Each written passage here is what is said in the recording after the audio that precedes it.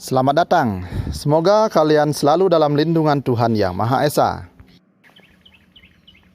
Selamat datang di kelas 5. Kunci belajar adalah bekerja keras, dimanapun, kapanpun.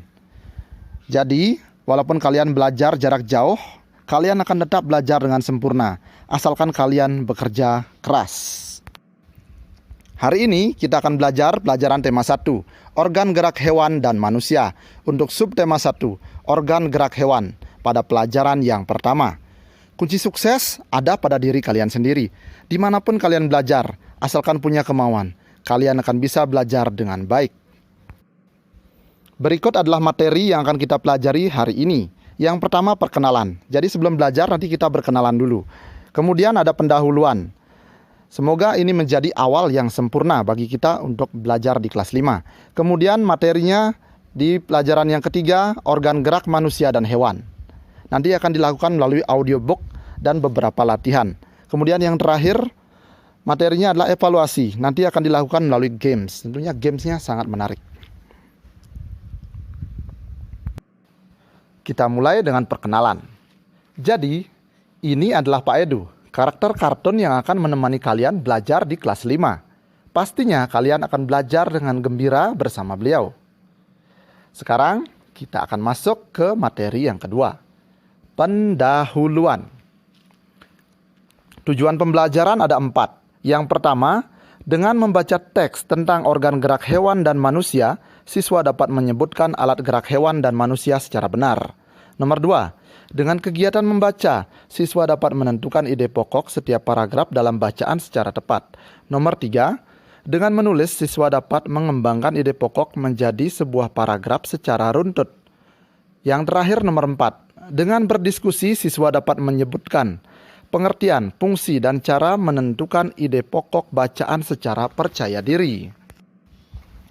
Dalam pembelajaran kita kali ini, biasakan literasi digital. Jadi literasi digital ini sudah dilakukan sejak bulan Maret. Sejak pertama kali sekolah kita diliburkan. Pastinya kemampuan kalian menggunakan handphone, laptop, komputer, atau internet untuk belajar sudah jauh meningkat. Nah, terus kembangkan. Karena ini akan terus digunakan dalam kegiatan belajar kalian di masa-masa yang akan datang. Yang kedua, mandiri. Jadi kalian belajar atau bekerja dengan kemauan kalian sendiri. Walaupun tidak ada guru, tidak ada orang tua, kalian belajar sendiri. Kalian akan terus belajar karena itu datang dari dalam diri kalian sendiri. Kemudian bekerja keras. Jadi bekerja untuk hasil yang terbaik. Dengan demikian maka dimanapun kalian belajar, hasilnya pasti akan memuaskan. Untuk memulai pembelajaran kita kali ini, simaklah audiobook berikut dengan baik. Pahami isinya. Baik, kita mulai. Organ gerak hewan. Hari Minggu adalah hari libur sekolah. Namun demikian, menurut Edo, hari Minggu bukanlah hari yang harus dilewatkan begitu saja. Sejumlah rencana telah dia persiapkan, mulai dari memenuhi ajakan Benny untuk berlatih berenang, menemani Lani membeli buku, hingga pergi ke kandang kelinci. Dari sejumlah rencana tersebut, Edo lebih memilih untuk pergi ke kandang kelinci. Setelah membantu ibu membersihkan rumah, Edo pamit berkunjung ke rumah Pak Rudi. Pak Rudi adalah peternak kelinci yang sukses di kampungnya. Kandang kelincinya sangat luas, terletak di pekarangan belakang rumah. Pak Rudi sedang sarapan di serambi belakang rumah dekat kandang kelinci. Serambi itu terbuka sehingga pemandangannya sangat luas. Udara pagi juga dapat leluasa masuk.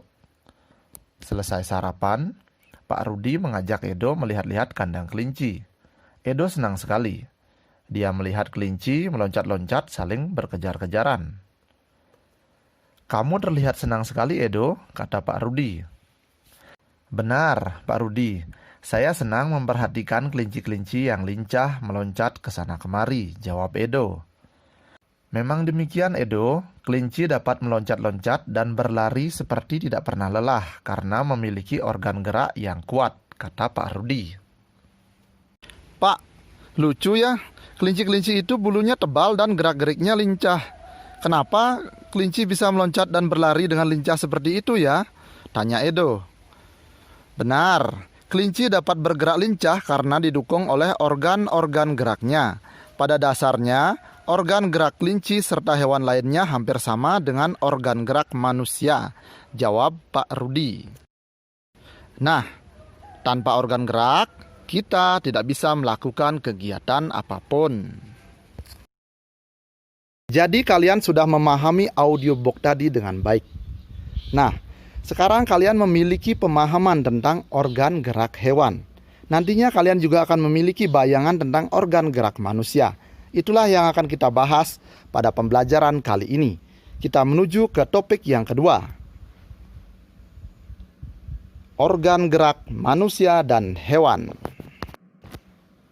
Untuk memahami materi ini, kalian akan menyimak sebuah audiobook. Pahami isinya dengan sangat baik. Kita mulai. Organ gerak manusia dan hewan. Salah satu ciri dari makhluk hidup adalah bergerak. Secara umum, gerak dapat diartikan berpindah tempat atau perubahan posisi sebagian atau seluruh bagian dari tubuh. Makhluk hidup akan bergerak apabila ada rangsangan yang mengenai sebagian atau seluruh bagian tubuhnya. Gerak pada manusia dan hewan menggunakan organ gerak yang tersusun dalam sistem gerak. Organ gerak berguna untuk berjalan, berlari, melompat, meloncat, memegang, menggali, memanjat, berenang, dan sebagainya. Organ gerak pada hewan dan manusia memiliki kesamaan. Alat-alat gerak yang digunakan pada manusia dan hewan ada dua macam, yaitu alat gerak pasif berupa tulang dan alat gerak aktif berupa otot. Kedua alat gerak ini akan bekerja sama dalam melakukan pergerakan. Kerjasama antara kedua alat gerak tersebut membentuk suatu sistem yang disebut sistem gerak. Tulang disebut alat gerak pasif karena tulang tidak dapat bergerak dengan sendirinya. Tanpa adanya alat gerak aktif yang memengaruhi tulang, maka tulang-tulang pada manusia dan hewan akan diam dan tidak dapat membentuk alat pergerakan yang sesungguhnya. Walaupun merupakan alat gerak pasif, akan tetapi tulang mempunyai peranan yang besar dalam sistem gerak manusia dan hewan. Otot disebut alat gerak aktif karena otot memiliki suatu senyawa kimia yang membuatnya dapat bergerak. Pada saat otot yang menempel pada tulang bergerak, otot tersebut akan membuat tulang bergerak. Jadi kalian sudah menyimak audiobook tadi dengan baik. Nah sekarang, untuk menambah pemahaman kalian, kita akan melakukan sebuah latihan. Latihannya seperti ini. Nah, teks sebelumnya berjudul Organ Gerak Manusia dan Hewan. Terdiri dari berapa paragraf? Ya, 5 paragraf. Nah, jadi 5 paragraf itu misalnya paragraf 1, 2, 3, 4, dan 5. Tiap-tiap paragraf terdiri dari ide pokok dan kalimat pengembang. Jadi satu ide pokok dan beberapa kalimat pengembang. Nah, jadi seperti itu. Ide pokok sendiri adalah gagasan yang menjadi dasar sebuah paragraf. Dasar pengembangan sebuah paragraf. Ide pokok disajikan ke dalam bentuk kalimat utama. Kalimat utama. Kalimat utama yang memuat ide pokok ini bisa berada di awal paragraf, di tengah paragraf, atau di akhir paragraf. Nah, untuk kalian siswa sekolah dasar, biasanya kemungkinannya ada 2 dalam satu paragraf itu. Di awal, atau di kalimat pertama, atau di akhir, atau kalimat terakhir. Seperti itu. Kalian bisa baca berulang kali ini sampai benar-benar mengerti. Baru dilanjutkan. Nah, di sini ada satu contoh. Satu contoh paragraf. Isinya seperti ini. Salah satu ciri dari makhluk hidup adalah bergerak. Titik, kalimat pertama. Secara umum, gerak dapat diartikan berpindah tempat atau perubahan posisi sebagian atau seluruh bagian dari tubuh. Titik, kalimat kedua. Makhluk hidup akan bergerak apabila ada rangsangan yang mengenai sebagian atau seluruh bagian tubuhnya. Kalimat ketiga sebagai kalimat terakhir. Jadi paragraf ini ada 3 kalimat. Tuh. Seperti biasa, kalimat diakhiri tanda titik. Bisa tanda seru atau tanda tanya. Jadi di sini hanya ada 3 kalimat dalam paragraf tersebut. Kemudian perhatikan di bawahnya. Ini ada ide pokok. Kita tentukan dulu mana yang menjadi ide pokok. Jadi ingat kembali bahwa ide pokok adalah gagasan yang menjadi dasar pengembangan sebuah paragraf. Ide pokok termuat dalam kalimat utama. Kalimat utama inilah yang menjadi dasar pengembangan paragrafnya. Sedangkan kalimat-kalimat lain, ada banyak kalimat dalam satu paragraf. Selain ide pokok disebut kalimat pengembang. Jadi kalimat pengembangnya ada banyak. Ide pokoknya hanya 1. Kita lihat contoh. Kita baca kalimat pertama. Salah satu ciri dari makhluk hidup adalah bergerak. Bergerak. Kalimat kedua. Secara umum gerak dapat diartikan berpindah tempat. Jadi kalimat kedua berusaha menjelaskan kalimat pertama. Dia berusaha menjelaskan arti dari bergerak. Nah, jadi berpindah tempat atau perubahan posisi sebagian atau seluruh bagian dari tubuh. Ingat kembali, kalimat kedua berusaha menjelaskan kalimat pertama. Kita lihat kalimat yang terakhir atau kalimat ketiga. Makhluk hidup akan bergerak apabila ada rangsangan. Makhluk hidup akan bergerak apabila ada rangsangan yang mengenai sebagian atau seluruh bagian tubuhnya. Kembali, kalimat ketiga berusaha menjelaskan bagaimana bergerak itu terjadi atau berusaha dia menjelaskan kalimat pertama. Ya. Jadi di sini dapat disimpulkan bahwa gagasan yang menjadi dasar pengembangan paragraf ini atau ide pokoknya adalah kalimat 1. Dan kalimat lainnya berusaha menjelaskan kalimat 1 ini. Seperti itu. Mudah-mudahan kalian paham. Jika belum, silakan diulang lagi penjelasannya. Jadi videonya bisa diulang-ulang pada bagian yang kalian inginkan. Nah, lihat di bawahnya. Jadi ini adalah contoh cara menentukan ide pokok dan kalimat pengembang. Ide pokok sudah ketemu. Salah satu ciri dari makhluk hidup adalah bergerak. Kemudian kalimat pengembangnya di sini ditulis hanya 1, boleh 1 saja ditulis, boleh juga lengkap. Ya, secara umum gerak dapat diartikan berpindah tempat atau perubahan posisi sebagian atau seluruh bagian dari tubuh makhluk hidup. Ini kan kalimat kedua ya. Kalimat ketiga juga kalimat pengembang. Boleh ditulis semuanya, boleh ditulis 1 saja. Seperti itu. Kemudian kita lihat latihan yang harus kalian lakukan. Berdasarkan informasi di atas penjelasan tadi, temukan ide pokok dan kalimat pengembang dari masing-masing paragraf.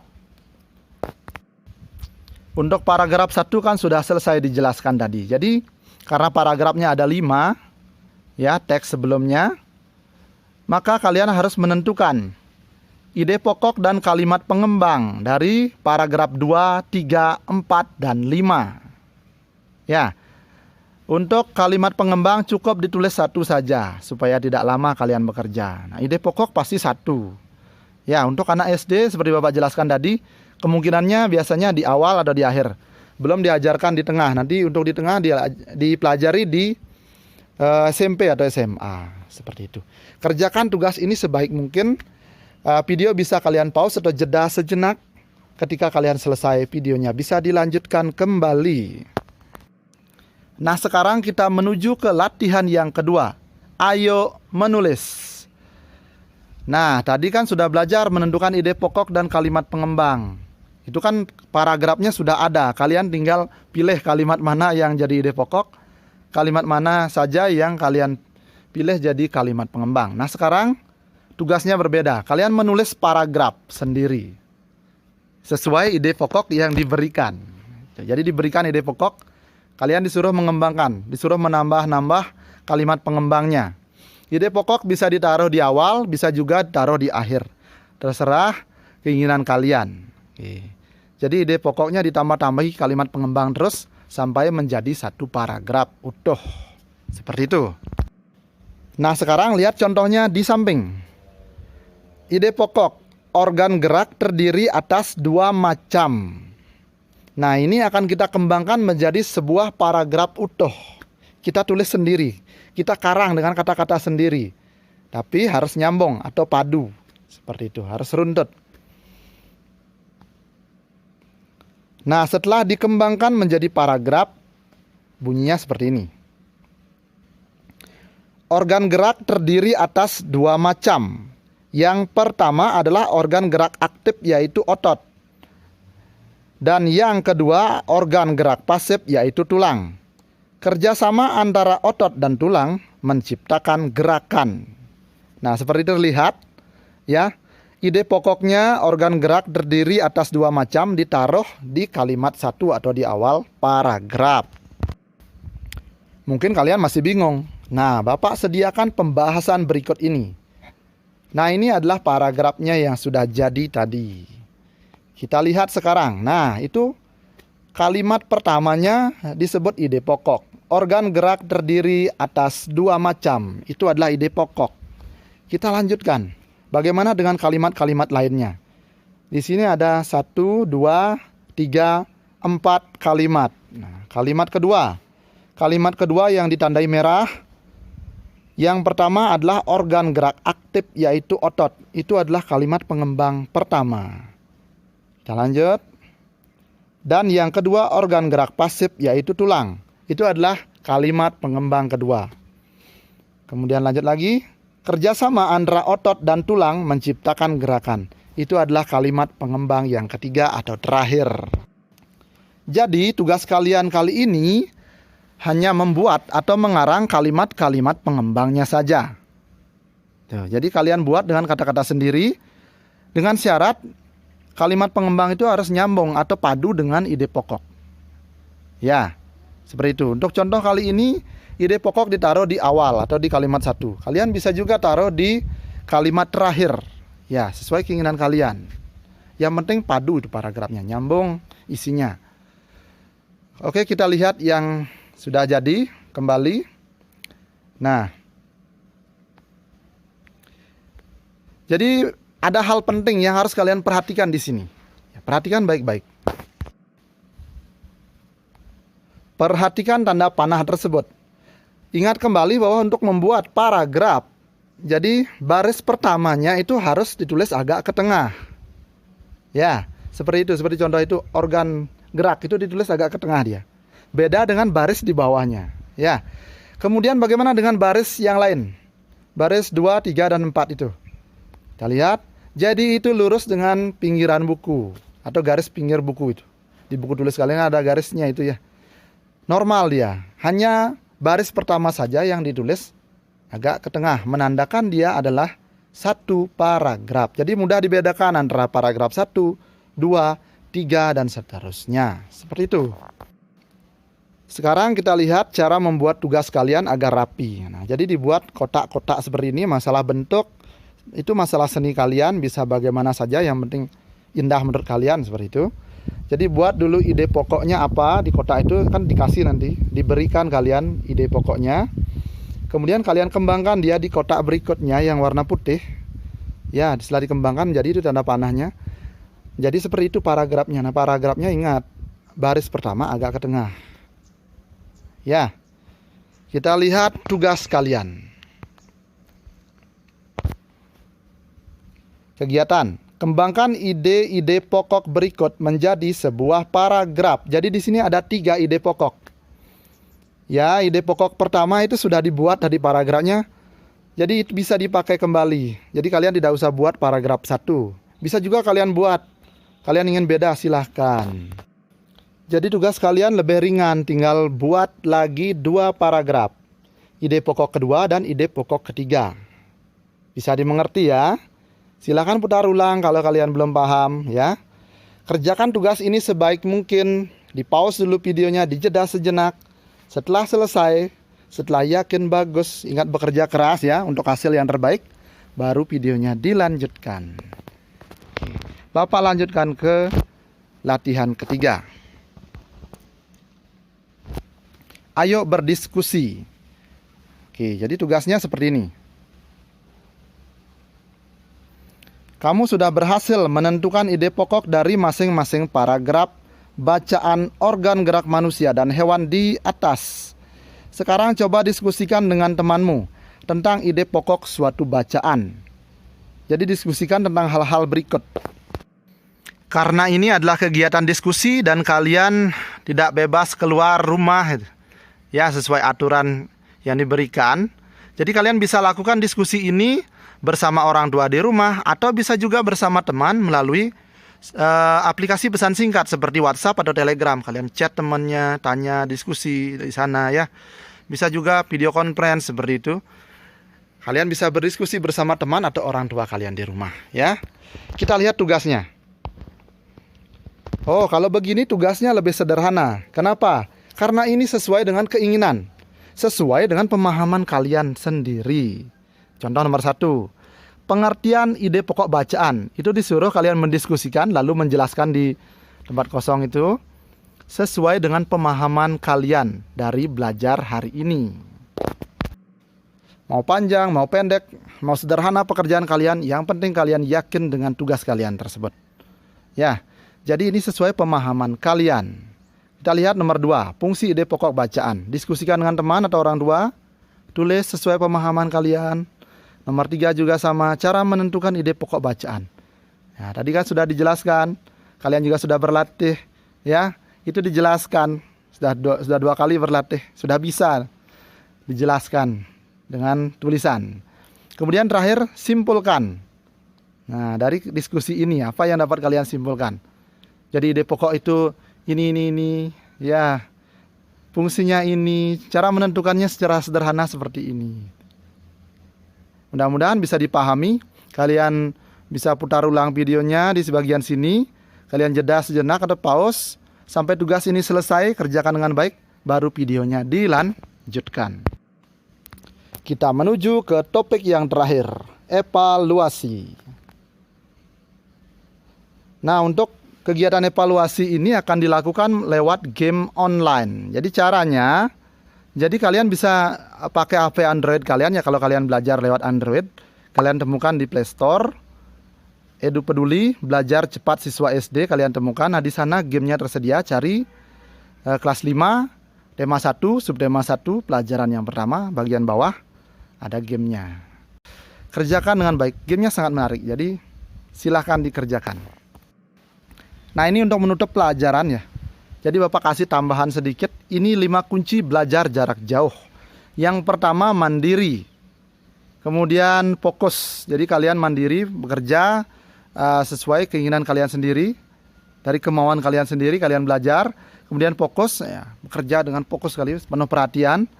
Kemudian ceria. Jadi belajarnya ceria walaupun belajarnya jarak jauh. Apalagi sekarang kan ditemani tokoh kartun. Kerja keras. Jadi hasilnya harus yang terbaik. Teliti ya, pastikan tidak ada yang tertinggal, pekerjaannya sudah tuntas seperti itu. Nah, dengan demikian maka kalian akan mendapat hasil yang sempurna. Nah, semoga bermanfaat pembelajaran kita kali ini. Kemudian Bapak tutup dengan ucapan terima kasih. Kita bertemu lagi di pembelajaran berikutnya. Sampai jumpa.